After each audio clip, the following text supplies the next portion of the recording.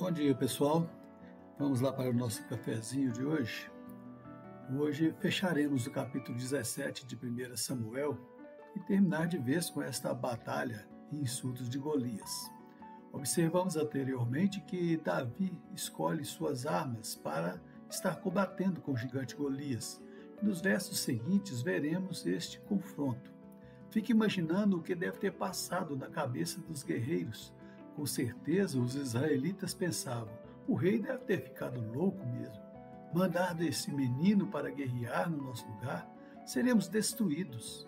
Em contrapartida, os filisteus devem ter ficado tranquilos, contando com a vitória certa de seu guerreiro, que era bem maior e mais experimentado.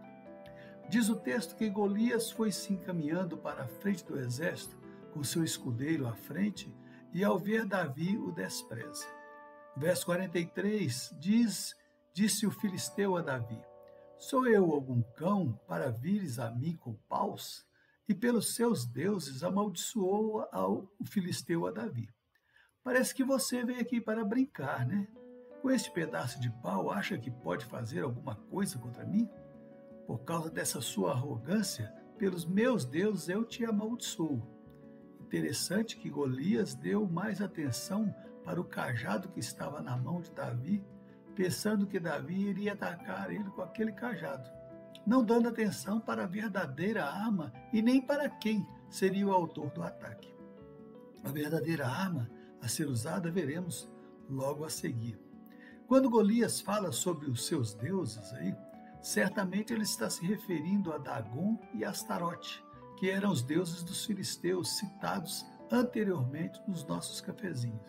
E ele continua afirmando que iria fazer com Davi, aí no verso 44. Vem a mim, e darei a tua carne às aves dos céus e às bestas feras do campo. Nenhum enterro você vai ter. Ser privado de um enterro digno era considerado pelos filisteus pior do que a própria morte. Você já deve ter até assistido aquele filme Troia, em que Aquiles, um grande guerreiro, mata Heitor, filho do rei Príamos. E no filme vemos o rei se colocando de joelhos aos pés do seu inimigo, Aquiles, pedindo para que liberasse o corpo de seu filho para ser velado e cumprir os rituais daquela época. É um filme, na verdade, mas nos dá um exemplo do que estamos tratando. Mas, mesmo nos dias de hoje, na situação em que podemos vivenciar, imagine deixar um corpo de um ente querido à disposição para ser comido por feras. Diante da fala de Golias, Davi lhe dá uma resposta. Os versos 45 a 47 nos diz: Davi, porém, disse ao filisteu, tu vens contra mim com espada e com lança e com o escudo. Eu, porém, vou contra ti em nome do Senhor dos Exércitos, o Deus dos Exércitos de Israel, a quem tens afrontado. Hoje mesmo o Senhor te entregará nas minhas mãos. Ferir-te-ei, tirar-te-ei a cabeça e os cadáveres do arraial dos filisteus darei. Hoje mesmo as aves dos céus e as bestas feras da terra e toda a terra saberá que há Deus em Israel. Saberá toda esta multidão que o Senhor salva, não com espada nem com lança, porque do Senhor é a guerra, e ele vos entregará nas nossas mãos.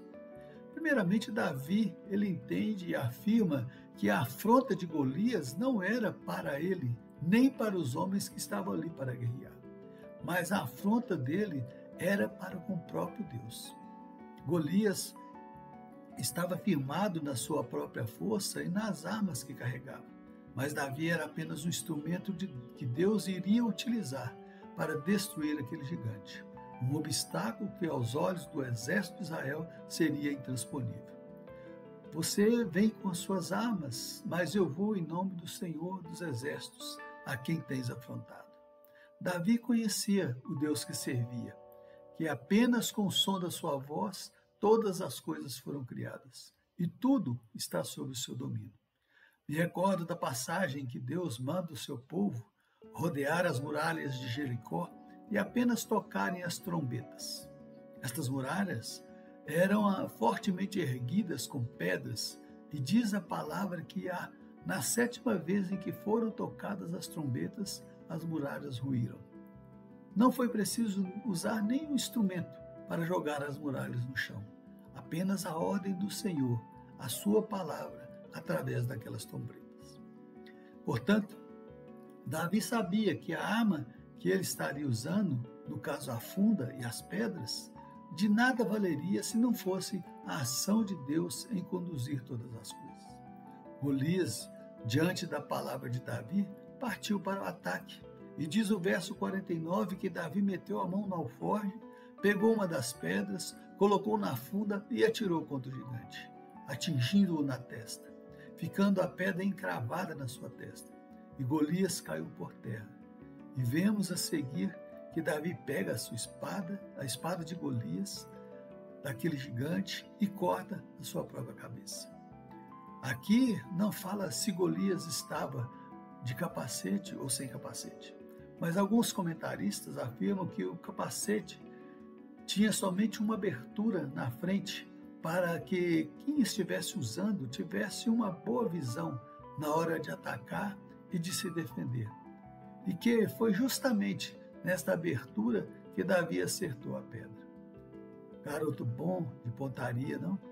Certamente poderia ter sim uma boa pontaria, pois treinava bastante com os animais que rodeavam o rebanho.